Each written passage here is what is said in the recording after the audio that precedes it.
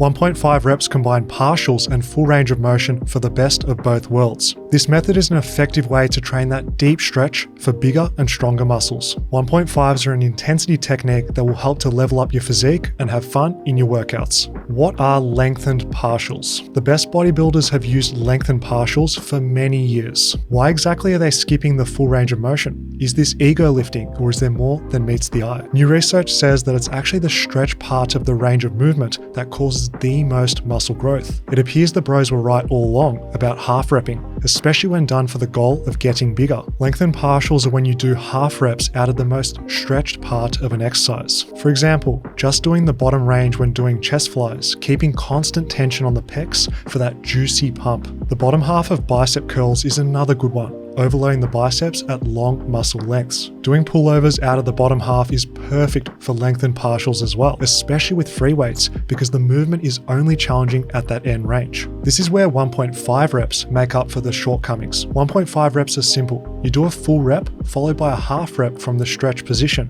Then you finish with a full rep before repeating the sequence. 1.5 reps give you the best of both worlds by combining full ROM and partials. Great for getting stronger and bigger. 1.5 reps on the bench press would be lower the bar to your chest, then halfway up, then all the way to lockout. 1.5 reps on squats would be you squat all the way down, you come halfway up, you go back down, then you squat all the way up. It doesn't matter how big the partial reps are, no one's going to be measuring them with a ruler, so relax. Just stretch the hell out of the muscle, going as deep as possible, then following up with a partial. As long as you're not going beyond the sticking point, which is more than halfway on most exercises, you're doing 1.5 reps correctly, so don't stress. 1.5 reps are no gimmick because they can be used for both compound and isolations.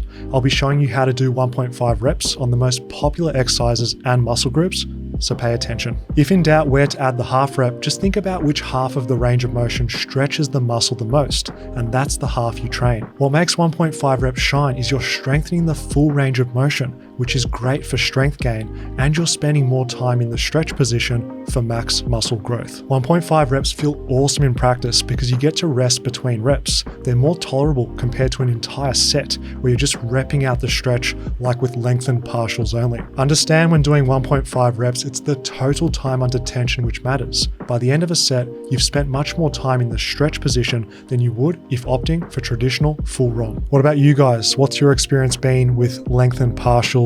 What results have you had? What exercises have you found most effective, muscle groups, etc.? Drop a comment, let's have a chat. Expect some of the worst muscle soreness in your life after 1.5 reps. I remember my first leg day using lengthened partials. My goodness, I had DOMs for 7 days straight. I kid you not. My hamstrings were trashed after 1.5 rep RDLs. My quads were cooked after 1.5 rep squats. I also made the mistake of doing 1.5 rep split squats in the same workout because why not, right? Let's just say that even sitting on the toilet was a difficult task for a while. The same thing's going to happen after your first upper body workout doing 1.5 reps on rows and pull-ups. You'll discover muscles that you didn't even know existed in your back. So why are we getting so sore with 1.5 reps? This way of doing your reps forces you to control the eccentric, that negative phase. This is where all the muscles are contracting while lengthening, and it causes tons of muscle damage. If you're doing 1.5 reps on a novel exercise, one that's new or you haven't done in a while, you're going to get sore. 1.5 reps has you working in deeper ranges of motion, spending more time under effort in the stretch, which is a recipe for DOMS that's going to make you hobble around for days. I find it fascinating how just a minor variation in exercise technique, tempo, and effort is all you really need to challenge your body. We're not reinventing the wheel with 1.5 reps, you're just working harder and smarter with movements that you're already doing. Having fun is the most important reason you should be doing 1.5 reps. If you've been working out for a few years, the basic exercise at the gym can start to feel stale. The average person gets bored and ditches the classics for new and optimal movements. Doing something different all of the time is a big mistake. You're smart and know better.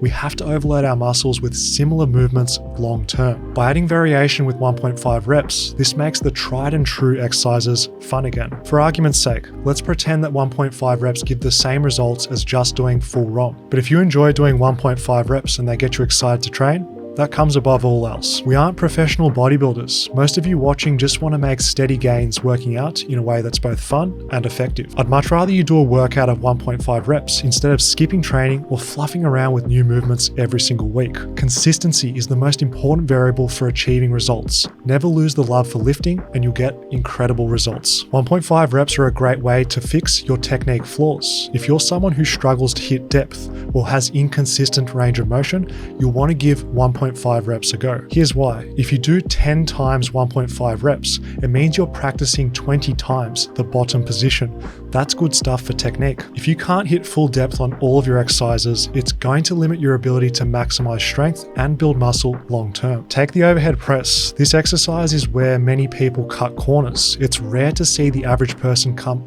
all the way down. By doing 1.5 reps, you have no choice but to spend quality time in that deep range of motion. You're building movement mastery and strengthening that ever important start position. If you're weak off the chest on bench press, 1.5 reps are the best teacher for technique. You must control the eccentric, manage tension in the lengthened partial, and then explode out of the concentric. People complain their pecs aren't growing. One reason is they're not getting that juicy stretch. The average Joe will learn so much about their body by just doing some 1.5 reps. The same applies on leg day. Romanian deadlifts are a tricky exercise to become skillful at. 1.5 reps speed up the learning process, and it's going to make learning that hip hinge an automatic action. Hitting ass to grass in the squat is something that we'd all love to unlock. Forget about doing all these fancy mobility exercises in order to improve squat depth. 1.5 reps are going to stretch and strengthen your body in a simple way. Guys, good technique is a constant battle for everyone. As you lift heavier,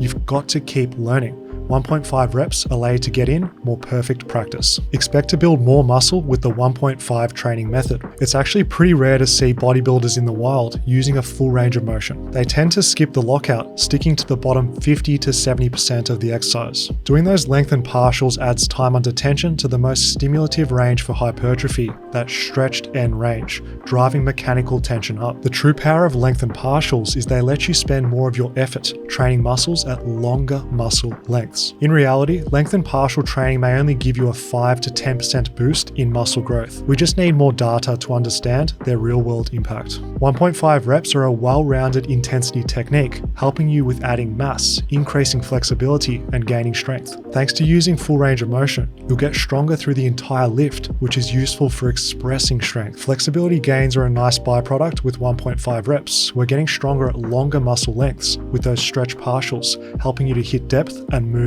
freely. When 1.5 reps are done with high effort relative to muscular failure and progressive overload, it's no surprise you'll get bigger too. You can't lift as heavy when doing the 1.5 method. This has advantages for longevity. With lighter weights, you're not loading your cranky parts of the range of motion while still smashing your muscles throughout the rest of the movement. When using a sensible tempo and pausing in that deep stretch, your joints and tendons are going to have a holiday compared to the beating that they usually get from your normal weights. 1.5 reps are something that you should keep in mind if you want to make exercises feel harder. This is important when times you don't have access to normal equipment, say that you're traveling, at a hotel gym, etc. This way you can make light weights feel heavy or even bodyweight exercises super challenging. Now, doing only full range of motion or only lengthened partials has limitations. Here's why. When doing strict full range of motion, a set stops when technical failure is reached. You can't complete the full rep. Take rows for example. You're going to stop a set when your arms can no longer reach the sides without technique breakdown. Doing this isn't ideal for optimal hypertrophy as your back muscles can handle way more of a beating.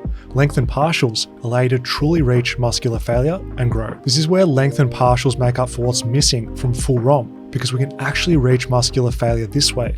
They tend to outperform full reps when it comes to the goal of getting bigger, but they can be hard to standardize for programming. Are you going deeper today compared to last workout? Are you doing half reps or quarter reps? Does lifting the weight just a few centimeters actually count? The other downside of half reps is they don't strengthen the full range. This means you won't get stronger through the entire movement, which is a shame. Here's the takeaways that you should know from today. Now that I've sold you on the benefits of 1.5 reps, don't get excited and do every exercise in your workout with this technique. Some exercises work better than others for the 1.5 reps. Gauge their success by your pump, soreness, and if your connective tissues feel fine afterwards. Experiment with everything, mate. Free weights, machines, cables, and calisthenics. You're going to find something that suits the 1.5 intensity technique for your goals. Real talk though, for most of you watching, especially beginners, just stick with a full range of motion. I come from an old school strength training background. We were taught to go as deep as possible